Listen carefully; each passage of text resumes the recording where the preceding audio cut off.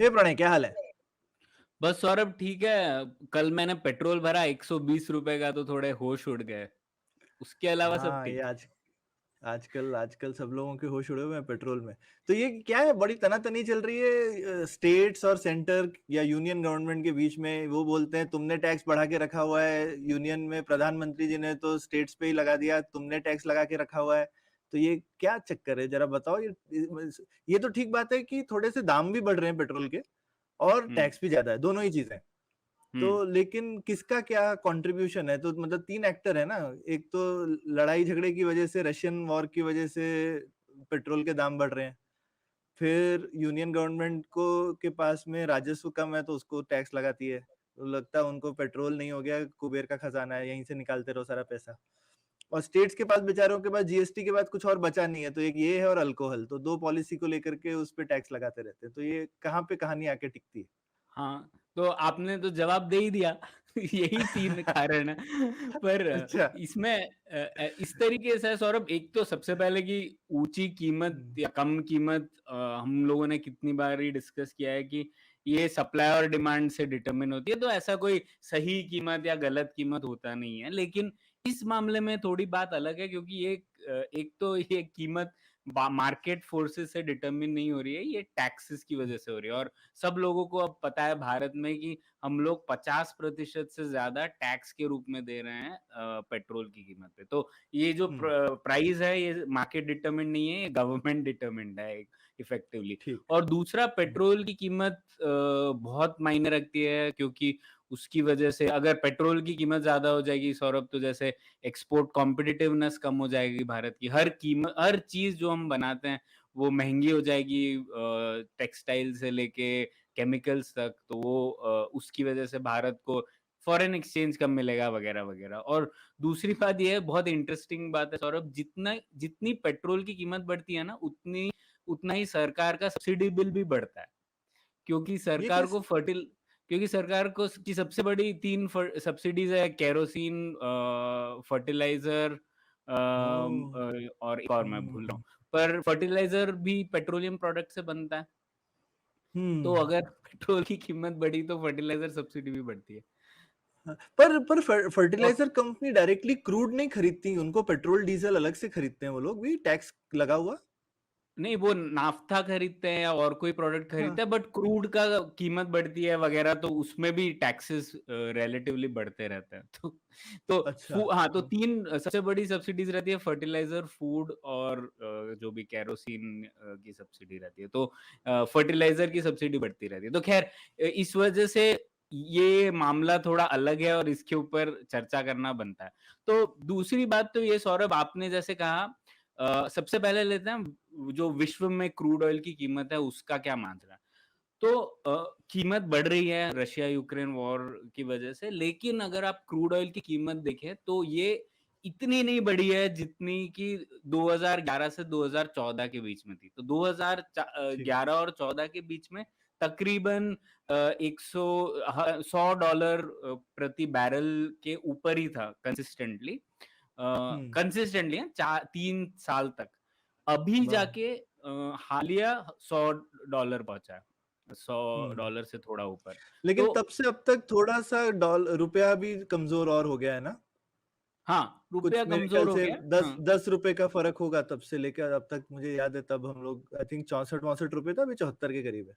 हाँ, तो वो तो एक एक्सचेंज रेट फैक्टर है, लेकिन हुँ, मतलब ये इतना अनप्रेसिडेंटेड नहीं है। उससे पहले भी आप ठीक, 2008 में जाए तो 133 हो गया था डॉलर प्रति बैरल वगैरह। तो ठीक है, बढ़ ठीक। रहा है। तो ये तो एक कारण है।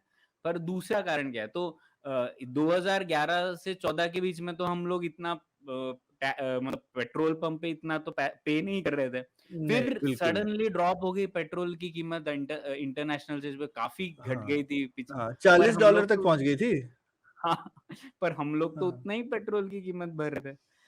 तो हुँ, इस हुँ, वक़्त क्या हुआ? वो इंटरेस्टिंग बात है। तो जैसा कि आपने कहा, उसका जवाब मिलता है हमें जो तीसरा कारक आपने बोला, उसकी वज़ह से। जो सरकारें हैं, वो यूनियन लेवल की और स्टेट गवर्नमेंट की, इन लोगों को लत लग गई है पेट्रोल और डीज़ल की हुँ। टैक्सेशन पर।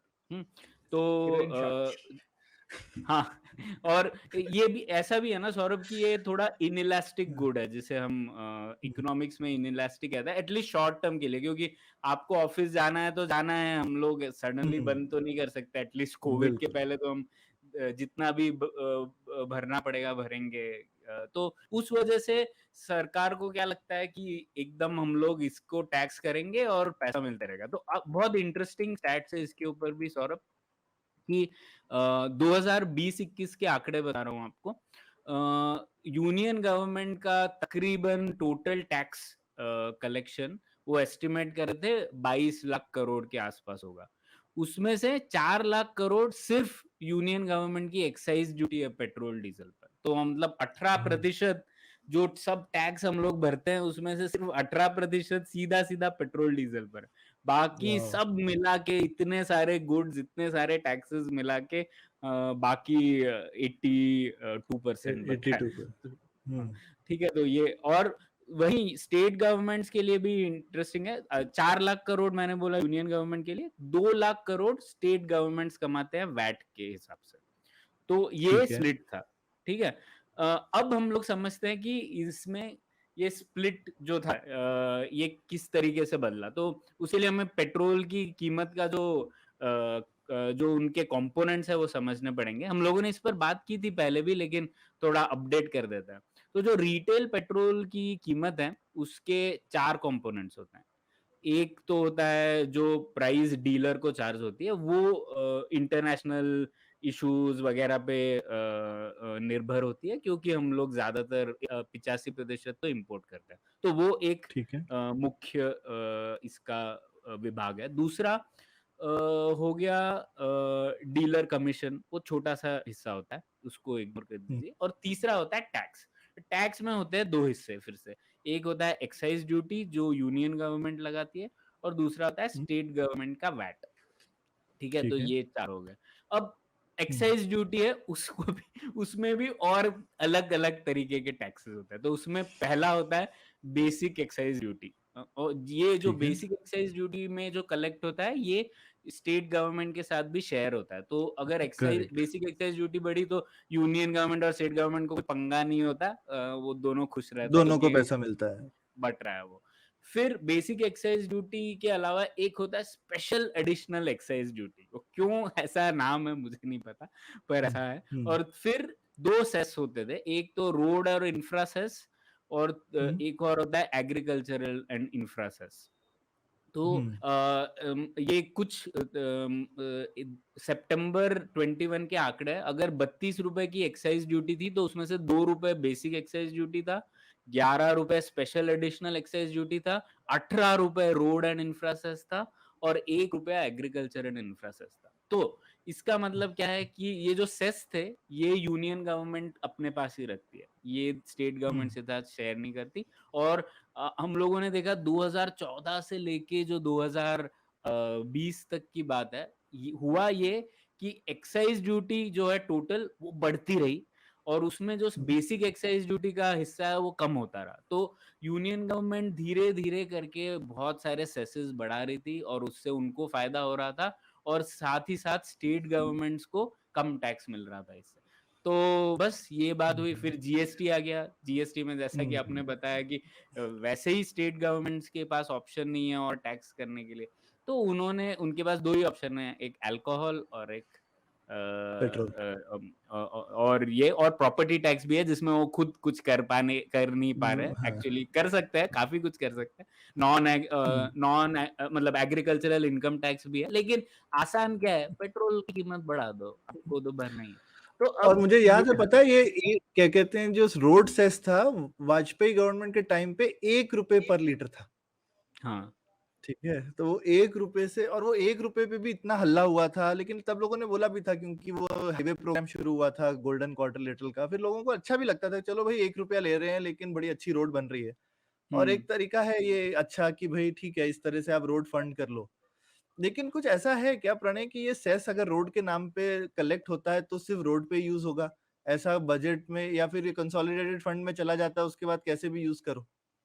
नहीं, सेस का उद्देश्य ही ये होता है कि आप ईयरमार्क कर ले किसी भी फंड को। तो अगर वो बोल रहे हैं कि रोड एंड इंफ्रा सेस है, तो वो एक फंड में जाता है और वो फंड अच्छा। सेपरेटली अकाउंट होता है इसमें हमारे बजट में।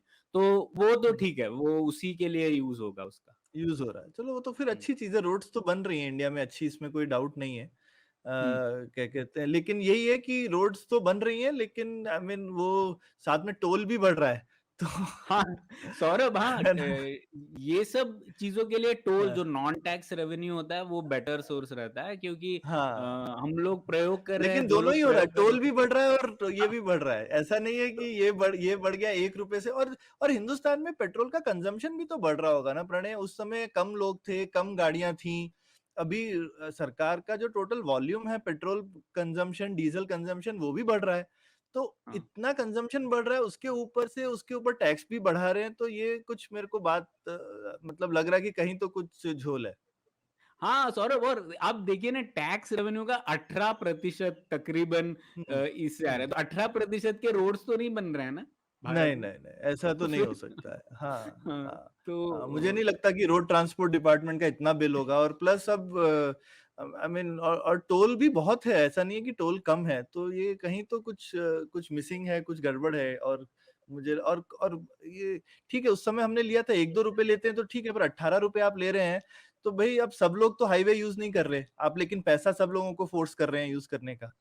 है ना? हाँ, बिल्कुल। हुँ। क्वाड्रिलेटरल बन रहा है पर भई अब जो जो आदमी बस्तर में रहता है वो भी उतना ही का पेट्रोल खरीद रहा है, ₹18 दे रहा है, पर वो तो नहीं बॉम्बे से दिल्ली जा रहा ना हाईवे पे बंदा, हाँ, हाँ।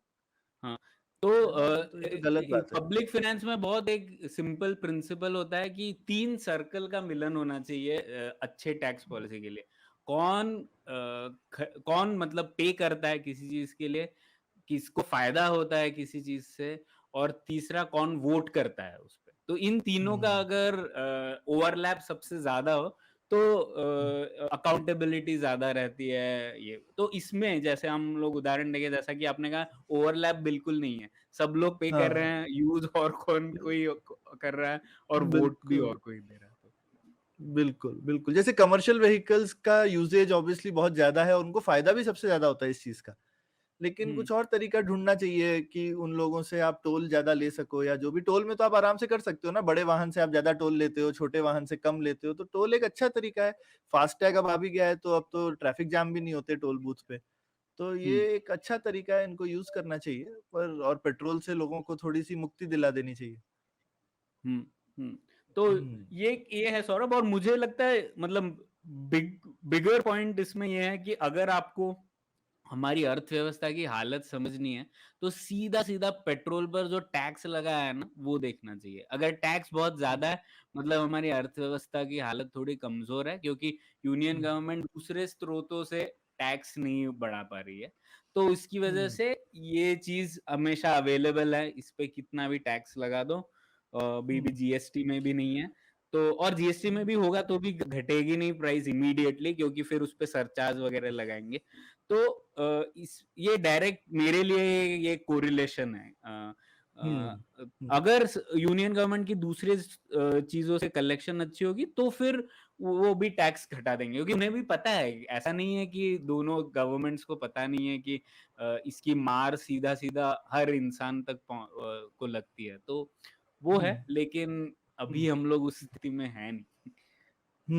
नहीं, नहीं मेरे को लेकिन मेरे को एक और चीज़ लगती है प्रणय मतलब एक और भी चीज़ है कि अब तो 7 साल हो गए हैं और हमने कंटिन्यूअसली और मेरे को शुरू में तो हमारी शायद काफ़ी कम थी, मेरे को लगता था पेट्रोल का प्राइस थोड़ा बढ़ाना भी चाहिए, उसमें एक थोड़ा आप ग्रीन टैक्स का भी बोल सकते हो कि लॉजिक है।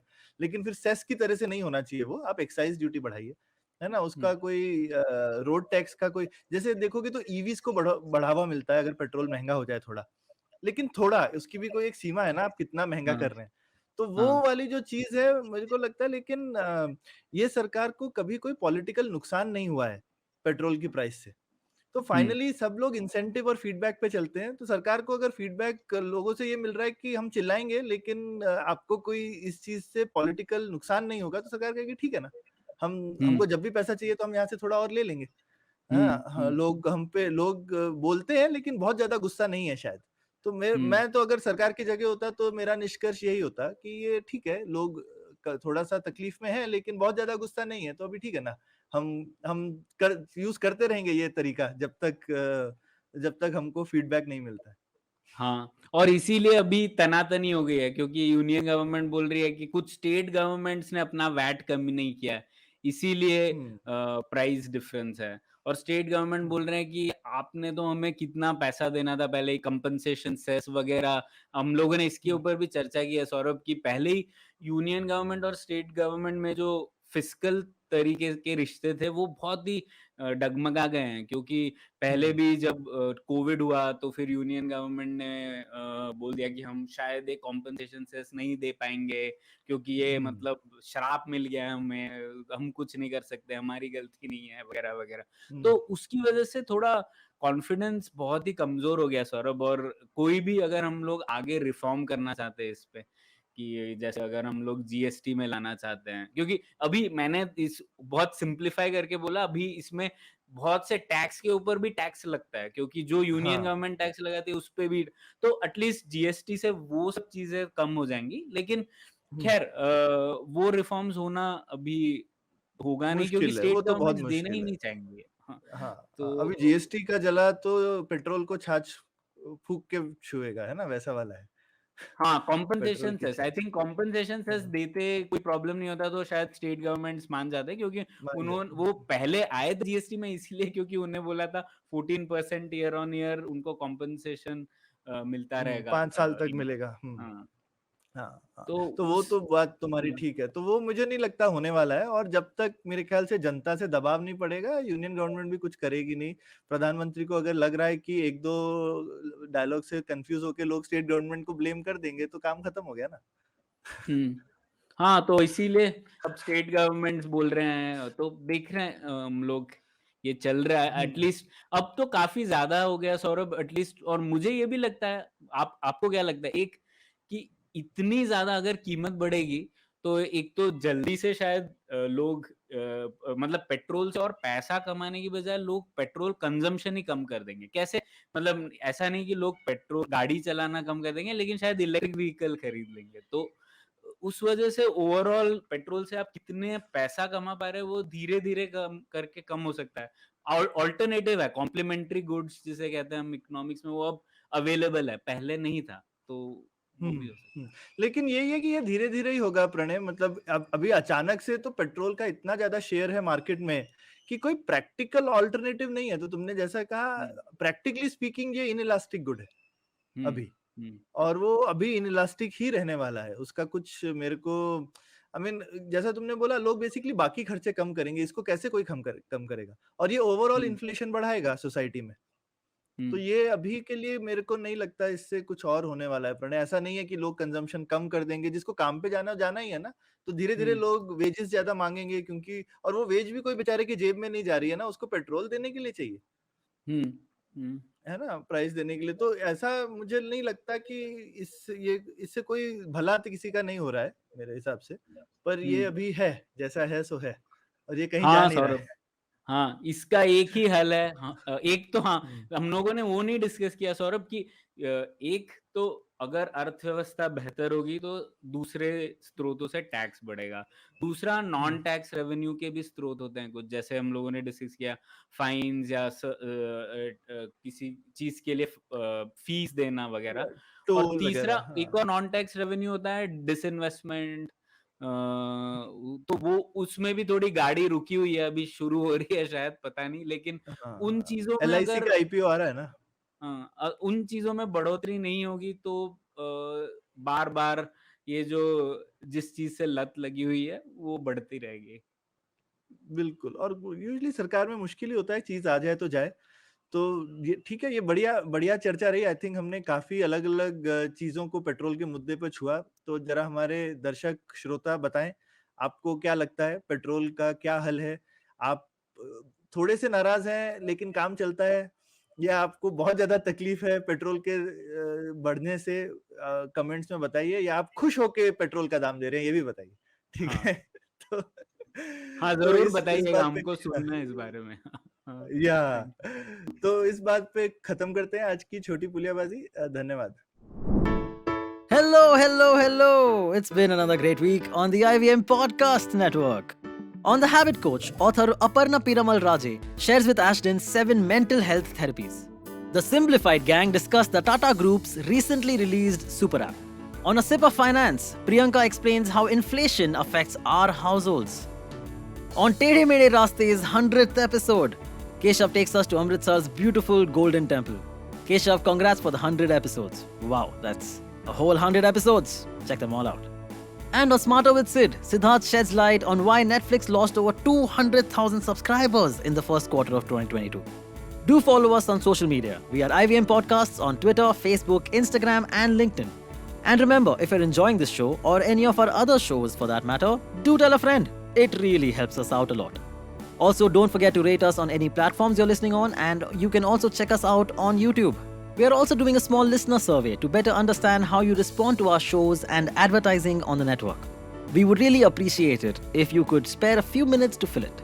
It helps us build better shows for you. And finally, we would like to thank our sponsors this week, SBI Life Insurance, India Water Portal, and Jupiter, a digital banking app.